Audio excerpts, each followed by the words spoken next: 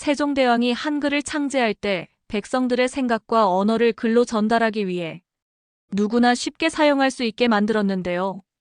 이러한 세종대왕의 한글이 이제는 전 세계적으로 뻗어나가고 있다고 합니다.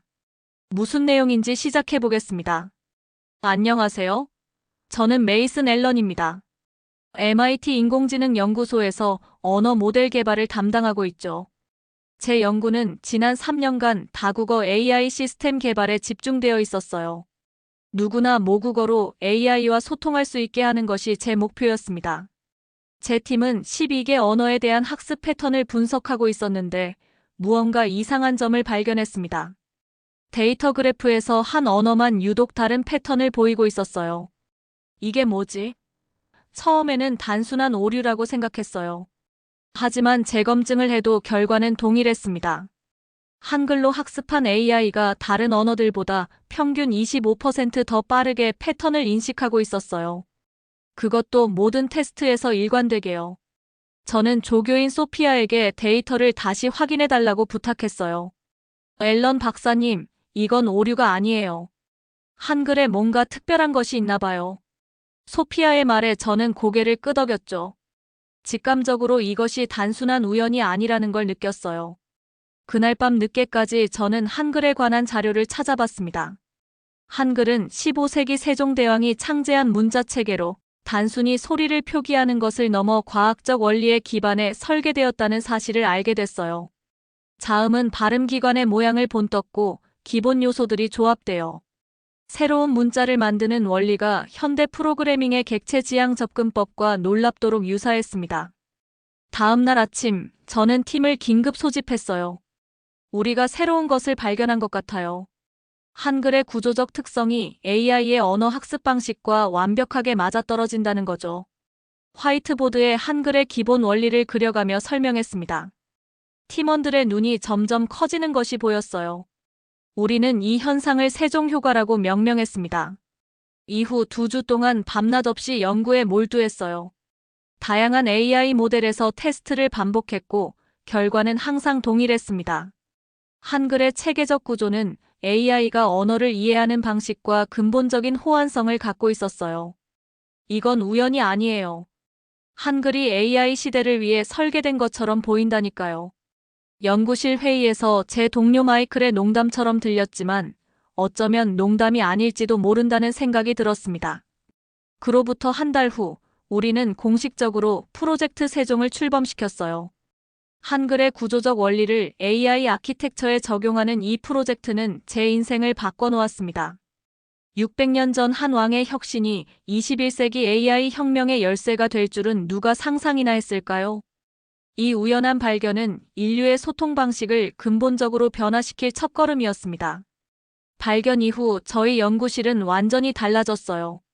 매일 아침 8시부터 밤 11시까지 한글의 비밀을 파헤치는데 모든 역량을 쏟아부었습니다. 저는 한국어를 전혀 모르는 상태였기에 한국계 언어학자 김지원 박사를 자문으로 초빙했어요. 앨런 박사님, 한글은 단순한 문자가 아니에요. 철학적 원리와 과학적 사고가 결합된 체계입니다. 지원 박사는 첫 미팅에서 이렇게 말했죠. 그의 설명을 들으며 점점 더 매료되었어요. 한글의 자음은 5가지 기본 형태에서 파생되었다고 합니다. 기역은 혀가 목구멍을 막는 모양, 니은은 혀가 윗잇몸에 닿는 모양, 미음은 입술 모양을 본떴다는 거예요. 이런 체계성은 AI가 패턴을 인식하는 방식과 놀랍도록 유사했어요.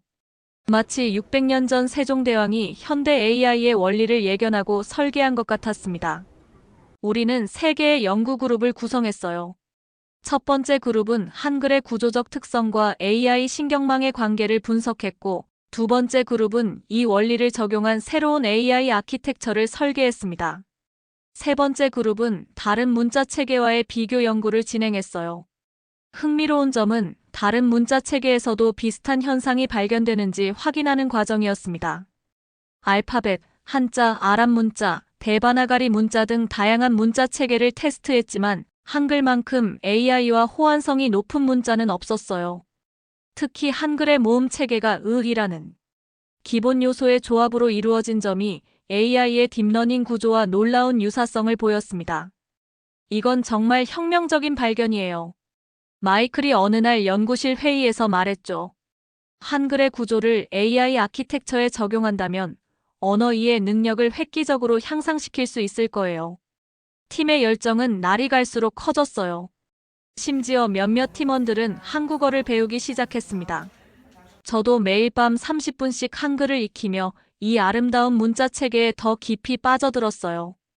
2주일간의 집중 연구 끝에 우리는 첫 번째 프로토타입을 완성했습니다. 세종 모델 0.1이라 명명한 이 AI 시스템은 한글의 자음-모음 결합 원리를 신경망 구조에 적용했어요. 기존 AI의 단순한 노드 연결을 넘어 기본 요소들이 맥락에 따라 유기적으로 결합하는 구조였습니다. 첫 테스트는 긴장되었어요. 실험실엔 침묵이 감돌았고 12개의 모니터에는 다양한 데이터가 실시간으로 표시되고 있었죠. 테스트 시작 후 10분이 지났을 때 소피아가 놀란 목소리로 외쳤습니다. 앨런 박사님, 정확도가 98%예요. 기존 모델보다 30% 높아요. 우리 모두 환호성을 질렀어요. 이건 단순한 성능 향상이 아니었습니다. 세종 모델은 기존 AI가 어려워하던 맥락 이해와 의미 추론에서도 월등한 성능을 보였어요. 특히 다양한 언어를 동시에 처리하는 능력은 거의 혁명적이었습니다. 세종대왕이 이걸 알면 뭐라고 하실까요? 지원 박사가 웃으며 물었어요. 아마도 매우 자랑스러워 하실 거예요. 저는 진심으로 대답했습니다. 600년이 지나 그의 혁신이 새로운 기술 혁명의 열쇠가 되다니 정말 놀라운 일이죠. 그날 밤 저는 연구소에서 홀로 남아 앞으로의 계획을 구상했어요. 우리는 조용히 프로젝트를 시작했어요. 화려한 출범식도 언론 발표도 없었습니다. 그저 연구실 화이트보드에 프로젝트 세종 시작일이라고 적고 박수를 치는 것으로 충분했죠. 저는 이 연구의 가치를 너무 잘 알았기에 성급한 관심보다는 실질적인 성과를 먼저 만들고 싶었어요. 메이슨, 정말 이렇게 조용히 시작해도 괜찮을까? 마이클이 물었습니다.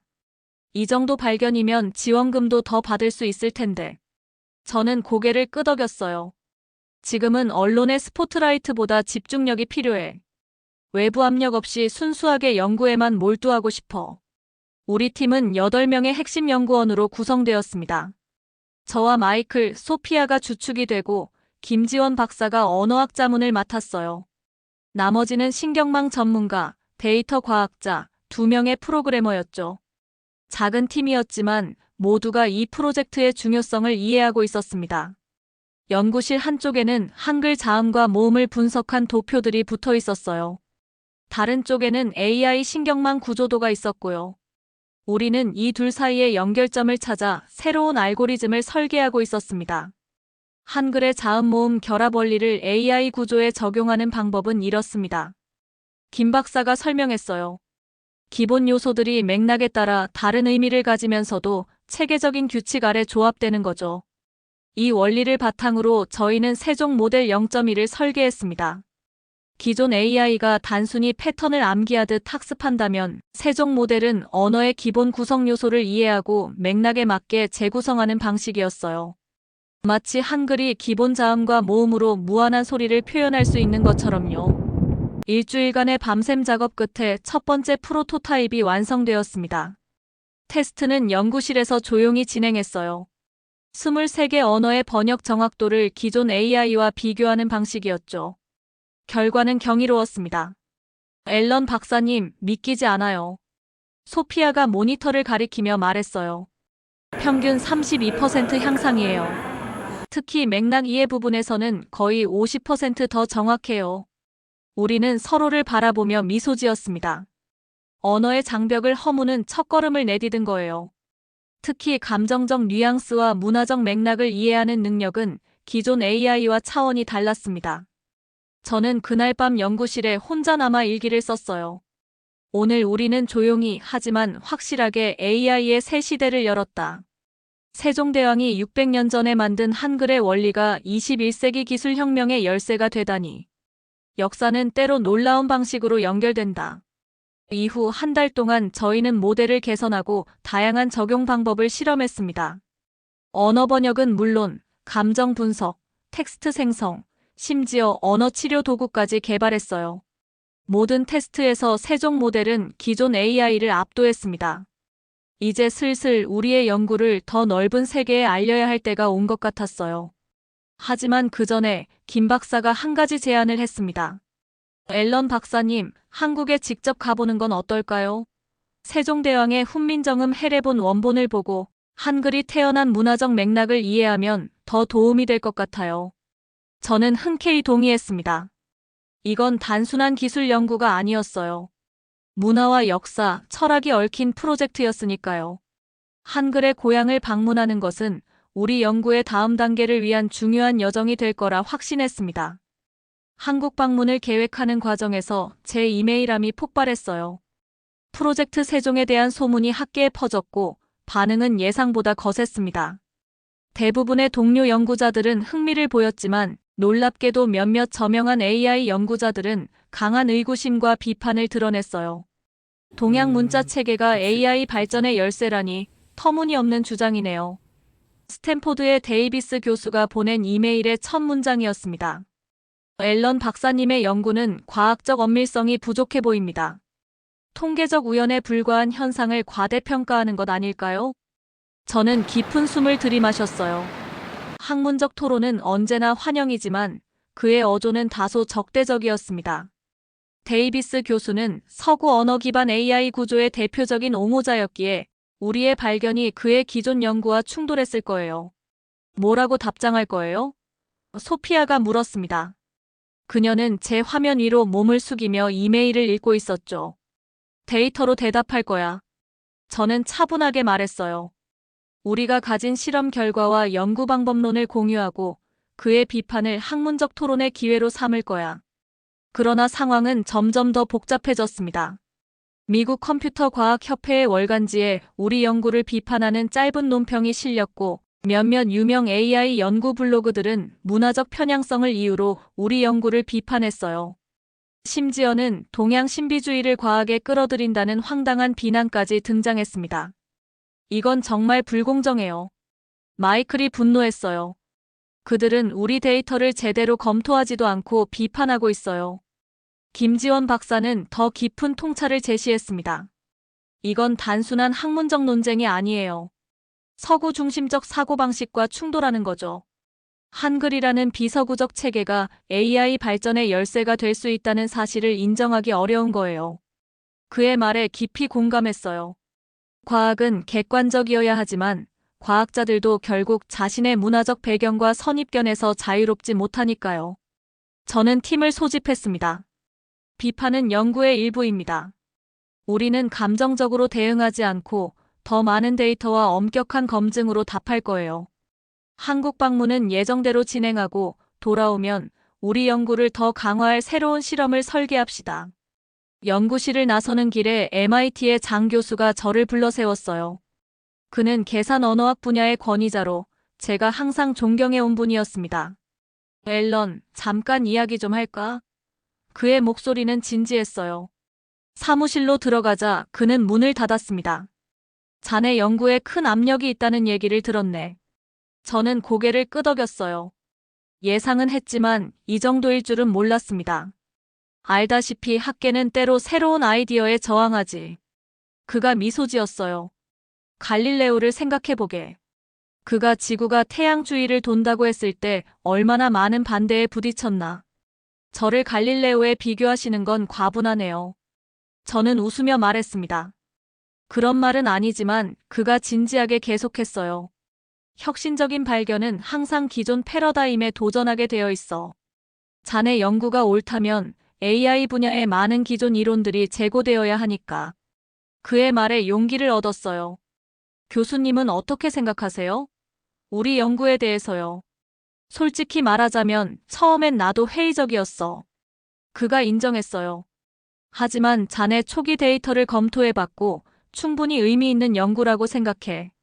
한국 방문에서 좋은 통찰을 얻길 바라네. 그날 저녁 저는 연구실에 늦게까지 남아 우리 데이터를 다시 검토했습니다. 의심할 여지 없이 한글 기반 모델은 기존 AI보다 우수한 성능을 보였어요. 특히 맥락 이해와 의미 추론 부분에서요. 창밖으로 보이는 밤하늘에 별들이 빛나고 있었습니다. 저는 문득 세종대왕도 비슷한 도전에 직면하지 않았을까 생각했어요. 새로운 문자 체계를 만들 때 기존 한자를 옹호하는 학자들의 반대에 부딪혔을 테니까요. 역사는 반복되는군요. 저는 혼잣말로 중얼거렸습니다. 한국행 비행기 티켓을 예약하면서 이번 여행이 단순한 연구조사를 넘어 더 깊은 의미를 갖게 될 거라는 예감이 들었어요. 비판과 의심의 목소리 속에서도 저는 우리가 옳은 길을 가고 있다는 확신이 있었습니다.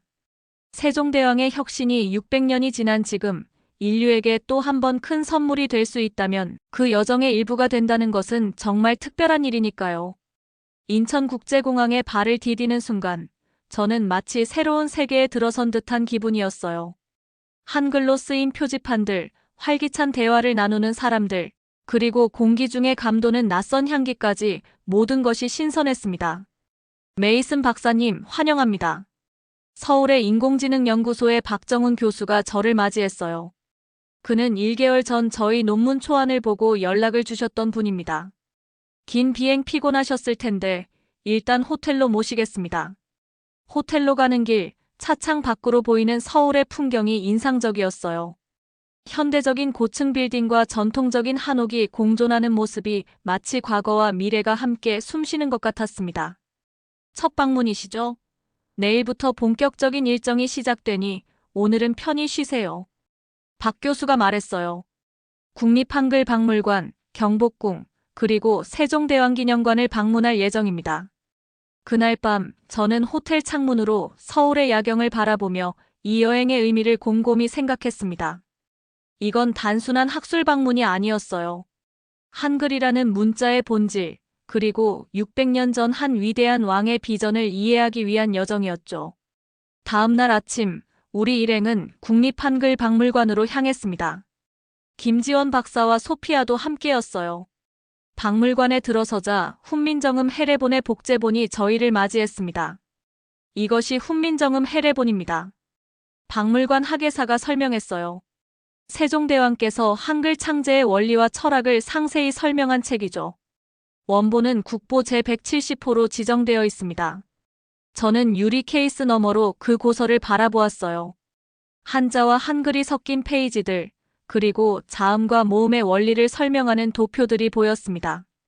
비록 글자는 읽을 수 없었지만 그 안에 담긴 과학적 사고방식은 느낄 수 있었어요. 훈민정음의 서문을 보세요. 김 박사가 가리켰습니다.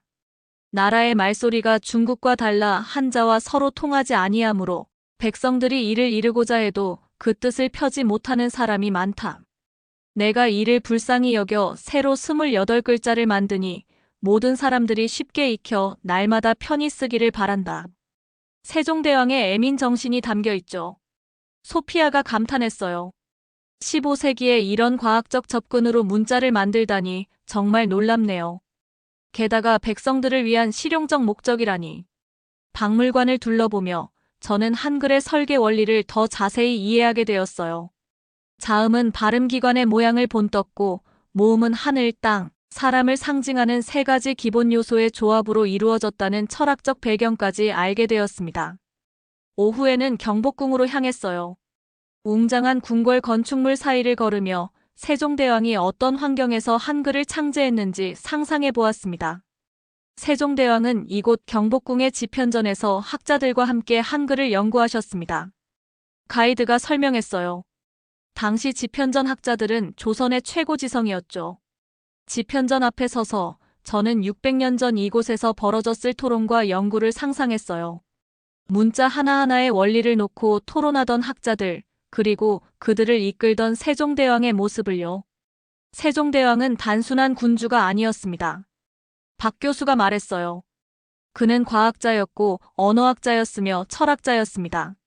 한글 창제는 그의 수많은 업적 중 하나에 불과해요. 마지막으로 우리는 세종대왕기념관을 방문했습니다. 그곳에서 세종의 다른 업적들, 농업 기술 혁신, 천문학 발전, 의학 연구 지원 등을 알게 되었어요. 세종은 정말 르네상스적 인물이었습니다. 기념관의 한 코너에는 훈민정음 창제 당시 반대 의견을 제시했던 신하들의 상소문이 전시되어 있었어요. 한자를 버리고 이런 언문을 만드는 것은 중화문화를 버리는 것이라는 비판이었죠.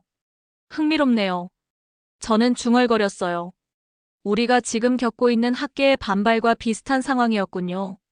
김 박사가 고개를 끄덕였습니다. 새로운 패러다임은 항상 저항에 부딪히죠. 하지만 세종대왕은 흔들리지 않았어요. 그는 자신의 비전이 옳다는 확신이 있었으니까요. 그날 저녁, 우리는 한강이 내려다 보이는 레스토랑에서 한국 전통 음식을 즐겼습니다. 한식의 맛과 향에 매료되면서 저는 문득 한글과 한국 문화의 관계에 대해 생각했어요. 한글은 단순한 문자 체계가 아니라 한국인의 정체성이자 자부심이네요. 저는 소감을 말했습니다. 박 교수가 미소 지었어요. 맞습니다. 일제강점기에는 한글 사용이 금지되기도 했지만 우리 민족은 한글을 지켜냈습니다.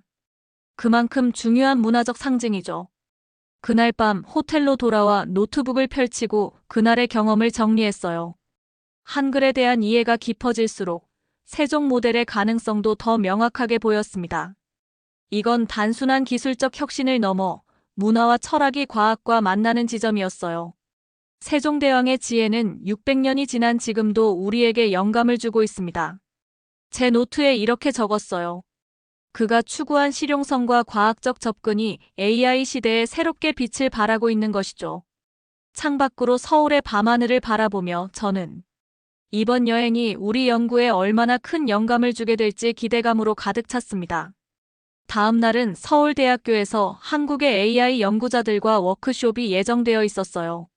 세종의 지혜를 현대 AI에 어떻게 더 깊이 접목할 수 있을지 함께 모색하는 시간이 될 것 같아 기대가 되었습니다. 서울에서 보스턴으로 돌아오는 비행기 안에서 저는 지난 일주일간의 경험을 정리했어요. 한국 방문은 제 예상보다 훨씬 더 많은 영감과 통찰을 주었습니다. 특히 서울대학교에서 진행된 워크숍에서 한국의 인공지능 연구자들과 나눈 대화는 프로젝트 세종의 방향성을 더욱 명확히 해주었어요. 우리는 한글의 구조적 원리만 활용했지만 한글 창제의 철학적 배경까지 고려한다면 더 깊은 접근이 가능할 겁니다. 비행기 창밖으로 구름을 바라보며 저는 김 박사에게 말했어요. 김 박사는 고개를 끄덕였습니다. 세종대왕은 단순히 문자를 만든 게 아니라 소통의 본질에 대해 깊이 고민하셨어요. 모든 사람이 쉽게 배우고 사용할 수 있는 문자를 통해 지식과 정보가 평등하게 공유되길 바라셨죠. 소피아가 눈을 반짝이며 끼어들었어요. 그렇다면 우리 AI 모델도 단순히 언어를 처리하는 것을 넘어 지식의 민주화를 지향해야 하는 거군요. 보스턴에 도착한 우리 팀은 즉시 연구실로 향했습니다. 한국에서의 경험을 바탕으로 세종 모델 0.1을 완전히 재설계하기로 했어요. 단순히 한글의 구조적 원리를 넘어 한글 창제의 철학적 배경까지 알고리즘에 반영하는 야심찬 계획이었습니다. 세종 모델 1.0을 이렇게 설계합시다. 화이트보드에 그림을 그리며 설명했어요. 기존 모델은 자음 모음 조합 원리만 활용했지만 이번에는 소리의 본질에 접근하는 방식을 추가할 거예요. 언어의 의미를 여러 층위로 분석하고 맥락을 더 깊이 이해하는 거죠. 마이클이 흥분된 목소리로 말했습니다. 그럼 기본 요소의 조합으로 복잡한 의미를 구성하는 방식이네요. 정말 혁신적이에요. 3주간의 밤샘 작업 끝에 세종 모델 1.0이 완성되었습니다. 이번 모델은 단순한 언어 처리를 넘어 텍스트에 담긴 맥락과 의도, 감정까지 다층적으로 분석할 수 있었어요. 한글의 자음 모음 조합 원리를 확장해 의미의 기본 단위들이 맥락에 따라 유기적으로 조합되는 구조였습니다. 첫 테스트 결과는 놀라웠어요. 이전 모델보다 정확도가 50% 이상 향상되었고 특히 감정 분석과 맥락 이해 부분에서 획기적인 발전을 보였습니다. 가장 인상적인 점은 다양한 언어와 문화적 맥락을 넘나드는 이해력이었어요. 영어로 질문하고 한국어로 대답하게 해볼까요? 소피아가 제안했어요. 우리는 모델에게 복잡한 철학적 질문을 영어로 던졌고 모델은 이를 완벽하게 이해한 후 한국어로 정확한 답변을 제시했습니다. 이건 경이로워요. 마이클이 감탄했습니다. 단순한 번역을 넘어 진정한 이해와 소통이 이루어지고 있어요. 우리의 발견은 빠르게 학계에 알려졌어요. 처음에는 의구심을 표했던 많은 연구자들도 이제는 우리 연구에 관심을 보였습니다. 특히 데이비스 교수는 자신의 비판을 철회하고 세종 모델을 자신의 연구팀과 함께 검증해보고 싶다는 의사를 밝혔어요. 앨런 박사님, 정말 혁명적인 발견이군요. 그의 이메일에는 진심 어린 존경이 담겨 있었습니다. 이것이 AI의 새로운 패러다임이 될 수 있을 것 같습니다. MIT 총장은 우리 연구팀에게 특별 연구비를 지원하기로 결정했고, 마침내 세종인공지능연구센터의 설립이 공식화되었어요. 센터는 한글의 원리를 AI에 적용하는 연구를 넘어 다양한 언어와 문화적 지혜를 현대기술에 접목하는 더 넓은 미션을 가지게 되었습니다. 첫 번째 공식 테스트는 세계 25개 언어로 동시에 진행되었어요. 다양한 문화적 배경을 가진 참가자들이 자신의 모국어로 AI와 대화하고 그 자연스러움과 정확성을 평가하는 방식이었죠. 테스트는 생중계되었고 전 세계 연구자들이 지켜보고 있었습니다. 이게 가능할까요? 테스트 직전 긴장된 표정으로 소피아가 물었어요. 저는 자신감 있게 대답했습니다. 세종대왕은 한글을 통해 모든 사람이 평등하게 소통할 수 있기를 바라셨어요. 우리도 그 정신을 이어 AI를 통해 언어의 장벽을 허물고 있는 거예요. 테스트 결과는 모든 예상을 뛰어넘었습니다. 세종 모델은 모든 언어에서 평균 98%의 정확도를 보였고, 특히 문화적 뉘앙스와 맥락 이해에서 압도적인 성능을 보여주었어요. 자연스러운 대화 흐름과 감정적 공감 능력은 기존 AI와 비교할 수 없을 정도였습니다. 이것은 단순한 기술적 발전이 아닙니다. 테스트 결과 발표 자리에서 저는 말했어요. 이것은 600년 전 세종대왕이 꿈꾸었던 소통의 이상이 21세기 기술로 실현되는 순간입니다. 한글의 과학적 원리와 철학적 바탕이 현대 AI의 새로운 패러다임을 열고 있어요. 세계 각국의 연구자들이 세종 모델의 원리를 배우기 위해 MIT로 모여들기 시작했습니다. 저희 연구팀은 세종 모델의 기술을 오픈소스로 공개하기로 결정했어요. 한글이 모든 사람을 위한 문자였듯이 세종 모델도 인류 모두를 위한 기술이 되어야 한다고 생각했기 때문입니다. 그날 저녁 저는 연구실 창가에 서서 보스턴의 밤하늘을 바라보았어요. 이 모든 시작이 우연한 발견에서 비롯되었다는 사실이 신기했습니다. 그리고 이제 우리는 AI의 새로운 시대를 열어가고 있었어요. 세종대왕님, 보고 계신가요? 저는 별들에게 속삭였습니다. 당신의 지혜가 600년이 지난 지금 인류에게 또 다른 선물이 되고 있습니다. 세종 모델의 성공적인 테스트 결과가 학계에 서서히 알려지면서 저희 연구실로 세계 각국에서 협력 제안이 들어오기 시작했어요. 처음에는 조용히 진행하려 했던 프로젝트가 이제는 국제적인 관심을 받고 있었습니다. 메이슨, 옥스포드 대학에서 공동 연구 제안이 왔어요. 소피아가 이메일을 보여주며 말했습니다. 그들의 언어학 팀이 우리 연구에 깊은 관심을 보이고 있어요. 특히 문자 체계와 인공지능의 상관관계 연구에 오랫동안 몰두해왔다고 해요. 이어서 스위스 취리히 공대, 독일의 막스 플랑크 연구소, 심지어 러시아 과학 아카데미에서도 연락이 왔습니다. 그들 모두 한글의 원리를 AI에 적용한 우리의 접근 방식에 흥미를 느끼고 있었어요. 이건 정말 놀라운 일이에요. 마이클이 감탄했습니다. 한 달 전만 해도 몇몇 학자들의 조롱을 받았는데 이제는 세계적인 연구기관들이 협력하고 싶어 하다니요. 저는 모든 제안을 꼼꼼히 검토한 후 글로벌 협력 네트워크를 구축하기로 결정했어요. 각 기관의 전문성을 활용하면 세종 모델을 더욱 발전시킬 수 있을 것 같았습니다.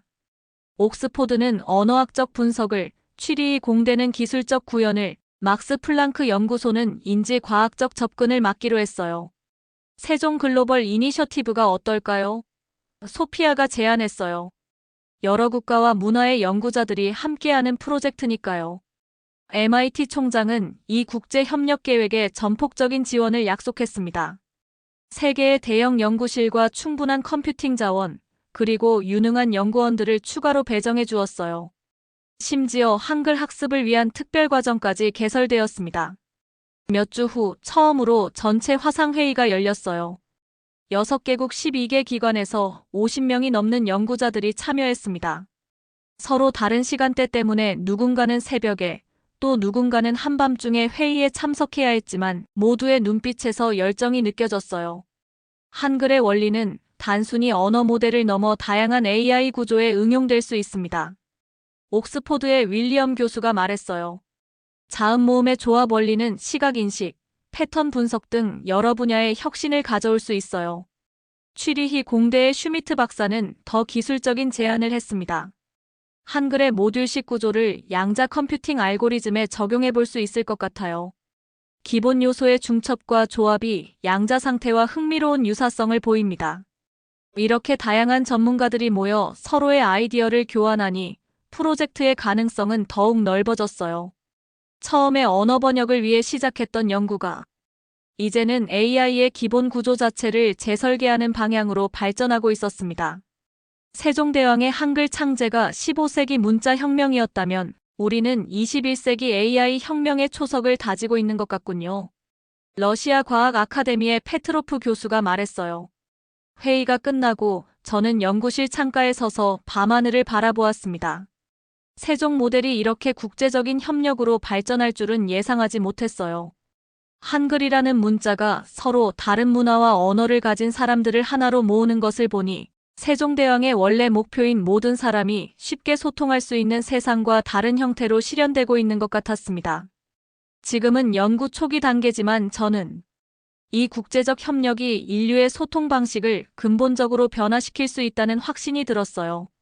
서로 다른 언어와 문화의 장벽을 넘어 모두가 자유롭게 지식과 정보를 나눌 수 있는 세상. 세종대왕이 600년 전에 꿈꾸었던 그 비전이 이제 인공지능을 통해 전 세계적으로 실현될 수 있을 것 같았습니다. 오늘은 세종 글로벌 이니셔티브 출범 후 100일째 되는 날입니다. 연구실 창밖으로 보스턴의 가을 단풍이 절정을 이루고 있어요. 저는 이곳에서 시작된 작은 발견이 세계를 어떻게 변화시켜 나갈지 생각하며 일기를 쓰고 있습니다. 세종 모델은 여전히 개발 중이에요. 완벽한 모델이 만들어지기까지는 아직 수많은 연구와 실험이 필요합니다. 하지만 기본 원리는 이미 입증되었고 이것이 AI 발전의 새로운 방향이 될 것이라는 확신이 있어요. 메이슨 스웨덴 왕립과학원에서 연락이 왔어요. 소피아가 웃으며 말합니다. 프로젝트에 대한 자료를 더 요청하고 있어요. 노벨상 후보로 검토 중인 것 같아요. 저는 웃음을 터뜨렸어요. 말도 안 돼. 우리는 아직 연구 초기 단계야. 하지만 소피아의 표정은 진지했습니다. 이 연구가 얼마나 혁명적인지 아직 모르시는 것 같아요. 우리는 AI가 언어를 이해하는 방식을 근본적으로 바꾸고 있어요. 연구실 스크린에는 전 세계 협력기관들의 실시간 데이터가 흐르고 있었어요. 옥스포드는 이론적 모델을 정교화하고 취리히 팀은 양자 컴퓨팅 응용을 테스트하고 있었죠. 모두가 한글의 원리에서 영감을 받아 자신만의 방향으로 발전시키고 있었습니다. 저는 책상 위에 놓인 한글 입문서를 바라보았어요. 이제는 꽤 유창하게 읽을 수 있게 되었습니다. 600년 전 세종대왕이 이 문자를 만들었을 때 그것이 미래 기술의 열쇠가 될지 상상이나 했을까요? 우리가 아직 모르는 게 너무 많아요. 저는 연구일지에 적었습니다. 세종 모델은 아직 시작 단계에 불과해요. 인공지능이 한글의 원리를 통해 어떻게 더 발전할 수 있을지, 그리고 그것이 인류에게 어떤 의미를 가져올지 우리는 이제 막 알아가기 시작했어요. 창밖을 바라보니 몇몇 학생들이 캠퍼스를 가로질러 걸어가고 있었어요. 그들이 살아갈 미래는 우리의 연구로 인해 조금은 달라질 것입니다. 언어의 장벽이 없는 세상, 모두가 평등하게 지식에 접근할 수 있는 세상, 그것이 세종대왕의 꿈이었고 이제는 우리의 꿈이 되었어요. 이번 주에 최종 논문을 제출하겠습니다. 마이클이 말했어요. 제목은 한글의 구조적 원리와 AI 언어 이해의 새로운 패러다임으로 하면 어떨까요? 저는 고개를 저었습니다. 아니, 이건 최종이 아니야. 오히려 시작이지. 한글에서 영감받은 AI의 미래가 더 적절할 것 같아. 우리는 모두 웃으며 고개를 끄덕였어요. 이것은 정말 끝이 아니라 시작이었으니까요. 한글의 지혜가 인공지능을 통해 어떻게 꽃피울지 그 여정은 이제 막 시작되었습니다. 오늘 사연은 여기까지입니다. 사연이 마음에 드셨다면 좋아요와 구독 부탁드립니다. 시청해주셔서 감사합니다.